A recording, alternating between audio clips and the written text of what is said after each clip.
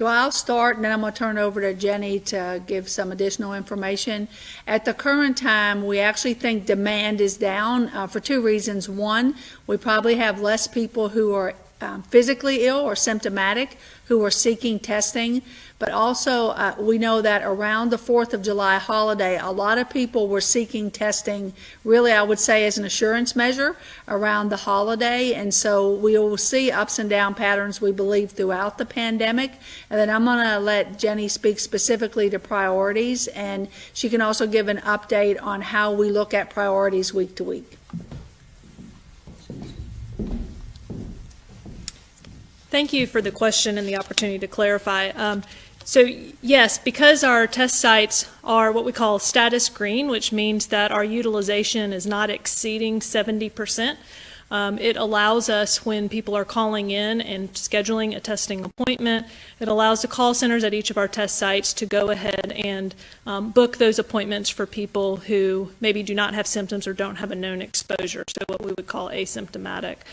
This is a moving target, so one of the challenges for us is in making public announcements that then we know could potentially change in just 2 to 3 weeks. As we just heard, we're starting to see some positive cases coming out of fall contact sports, and so all of our test sites are kind of aligned and coordinated to pay attention to our capacity.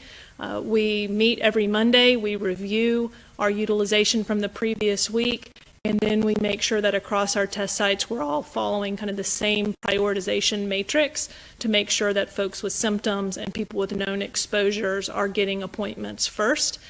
That is also why I was trying to emphasize for people to call in and make appointments instead of just showing up. That gives us a chance to kind of go through that priority matrix when folks are calling in, just to make sure that we're reserving those appointments where it's needed most. We also are looking at where cases are happening in our county, and we're looking at where we see an increased rate of cases, and we're comparing that to where we are seeing testing uptake and utilization, so that now that we have a bit more capacity at our test sites, we hope that we'll be able to start coordinating some special testing events with our community test sites where we can go to where there may be a need and try to really focus in areas or in populations where we know we need additional testing capacity. We were doing that before July, if everyone remembers hearing kind of about some of these special event testing events, and we hope to be able to get back to that. We are being a bit cautious right now while we see how the schools coming back into session and then the fall sports play out with demand at our test sites.